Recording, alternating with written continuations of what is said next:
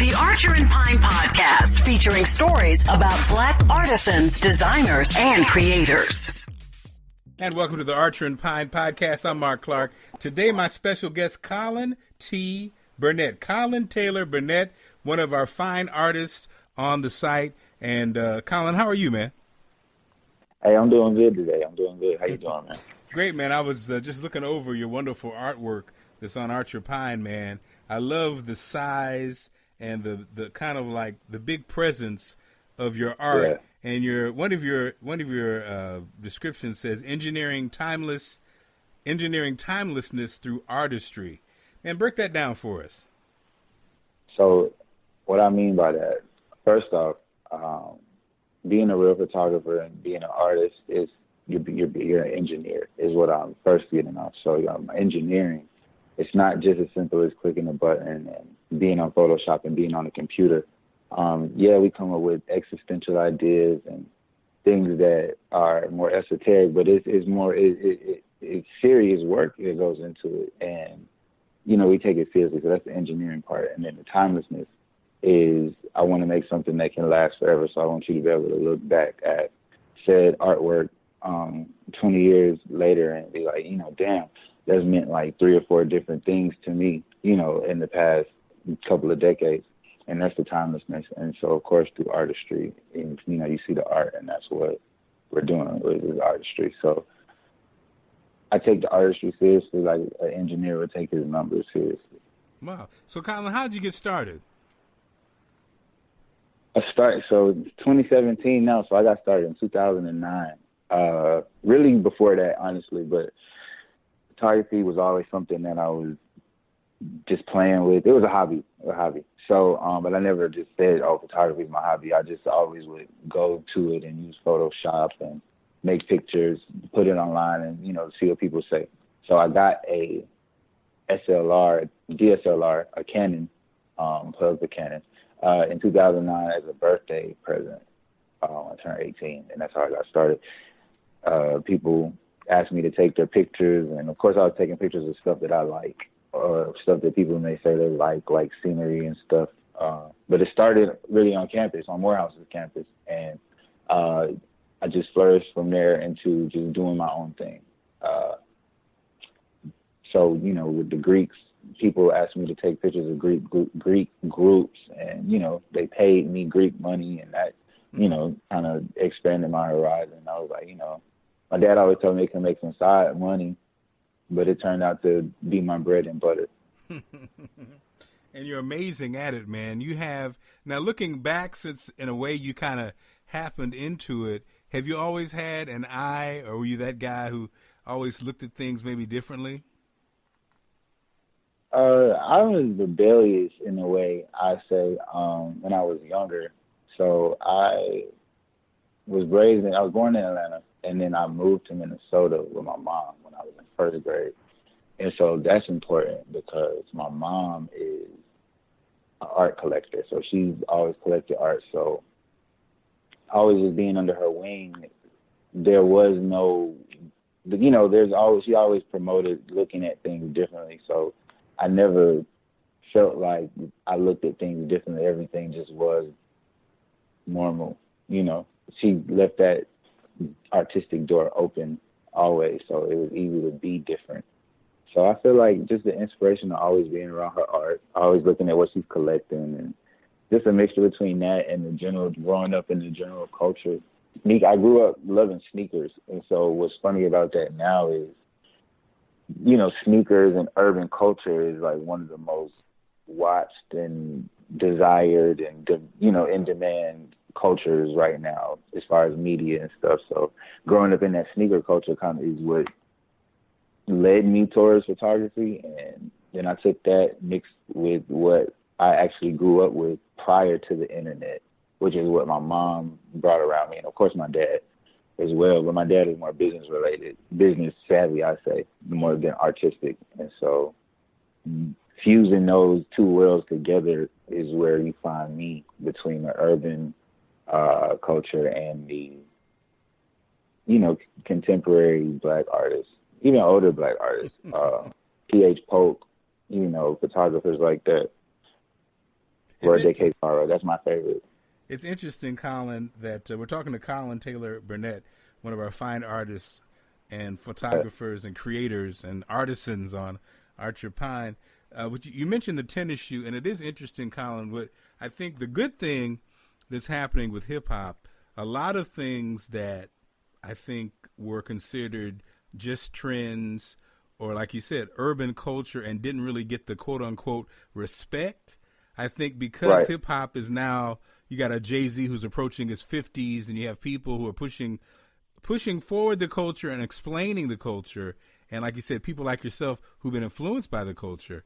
It's like a tennis shoe is, a tennis shoe in this generation, like you said, may have been the introduction to art for a lot of people, like, Swiss Beats, who's also an artist, who's also kind of has a similar story to yours. So it's almost like the aesthetics of clothing and tennis shoes and, stuff that was a part of the hip hop culture finally seems like it's getting its love, because you guys are coming of age. Would you agree or expound on that? I would totally agree. Everything has become cool. And this past cool, well, obviously, like you said, it was cool. Hip hop's always been cool, but all that stuff has turned mainstream now. And you see it from the clothes, of course. Of course, you always hear it in the music because that's where it comes from. But you even see it in the cars. Look at, Mercedes now. You buy a top-of-the-line Mercedes now, it comes with 22-inch wheels. That wasn't going on in 1990. That wasn't going on in 1999 or even 2002. That's something as of recent. And now that's considered regular luxury for all, this blanket luxury. So it's like those things are becoming mainstream. So I would definitely agree. And people like Jay-Z, he became of age in the culture, and he stayed of age, and he stayed relevant. So it's not just Jay-Z. It's everything that happens. Even the stuff that's considered not as popular could just as easily tomorrow be the next wave. So being an artist, you keep an open mind to everything, and you want to share what your ultimate truth is, because you could easily get washed up in the mainstream of what you think might be cool, and it's not really moving anybody to do anything besides look. And so that's the hard part about being a visual artist only is as when you are a music artist, you're literally making people dance and talk all at the same time, and that's very powerful. And that's why people are music artists are usually so popular. Visual artists are very popular, but you don't always hear about Jeff Koons, the highest paid artist in the world, as much as you hear about Jay-Z. And so that's just what it is. So as an artist, you want to express your ultimate truth, because you can easily get so wrapped up in everything that's going on, because you never know what you have to say right now in 2017 or have to show might not be the most popular thing, but in 2019 you could easily be the pioneer for said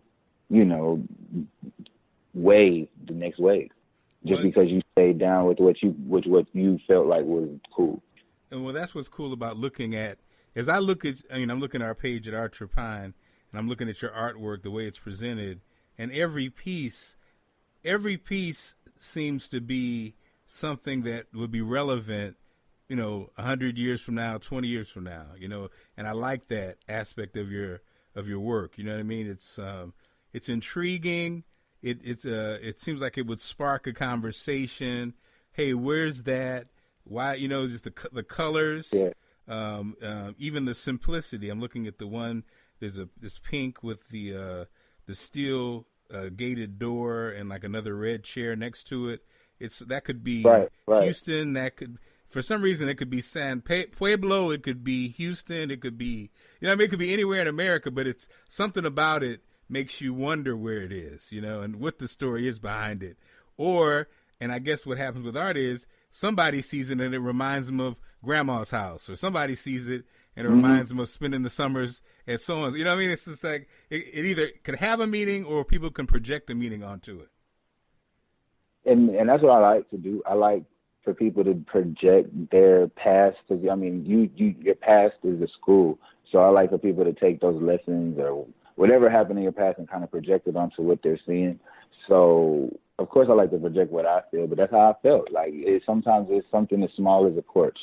Somebody painted the porch pink, and there's a chair out there, but it makes you think like, who sits out there all the time? Or the next person might be thinking, who doesn't sit out there all the time? Or all the things that have happened. So it leaves a blank canvas, but obviously the canvas isn't blank. And so Colin, I have a question. You're an artist, so I'm curious about this. So my wife, we have paintings in our house from artists. Some of them are famous, some of them are local artists. And so my wife brought home this huge piece. It's like a photograph that's kind of like, we vacation in South Carolina. We're probably going to retire in South Carolina. So it's kind of like a big kind of picture of the beach or something. And she took down one of our, like I said, works of art from an artist, and then kind of put that up. And I told her, she said, does it, she liked it because it matched the room. And I'm like, honey, I like the artwork to have a story, and I like the artwork. I like it to be created by somebody and have a story, not just something you saw at, Marshall's or something. And so she was like, I think it looks pretty. I think it makes the room look good. So I was curious, like, how do artists feel about those kind of conversations? Are you okay with people just matching the art to the room, or do you like the artwork to have a story, or does it matter? See, and so I talked a lot about my mom growing up, and so my mom was a big artistic influence. But my dad is a media executive. He always worked in the cable industry, and he still does. So that being said, I appreciate the way business works. And as an artist, the point is to sell pieces. Now, of course, you want to sell to the people that you want to sell to, and of course, sometimes you want to sell the pieces that come, straight out of your imagination, and you want people to just love that because that's who you are. But I don't see a problem in having original work categorized per color and people trying to match the colors to their house. I think that's dope because, like I said, the open canvas idea, it kind of leaves them open to it shows that they have an open mind, I think, and especially if they have good taste in artwork. Now, you say where you're going to get it. Now, if you're trying to match artwork in Marshall's, I'm sure in a few years the buyers from Marshall's will catch on and buy some better artwork. But right now, I don't think the best work is at Marshall's. It'd be cool if, you could do something like that on Archer Pine, though, where I need something that's fuchsia and match that up per tag on, some real artist. That is just a cool way of doing business and allows people to get closer to some of your original pieces that they may have never touched just per damn color, and I think that's really cool. I like that. I like that answer, and I like your background, and that's a cool background because usually it's either or, and it sometimes works against the artist, when they have a certain, these certain standards, quote unquote, that they have, they kind of shut them down in other ways. Colin, again, we really love your artwork, and thank you so much for spending some time with us. And, I know you're all over the world, but, is there a way people can reach out to you if they're trying to get in contact? Yeah, just hit me on my Instagram. It's Colin Taylor Burnett, my full name. Colin with one L, Colin Taylor Burnett, you'll find me. You want to email me, colintburnett@gmail.com. And that's how everybody contacts me. So from there, you'll get me.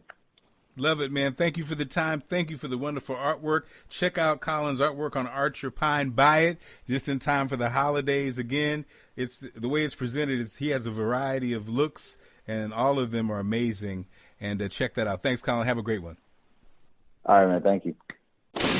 Archer and Pine, circulating the black dollar since 1921. Go to archerpine.com now.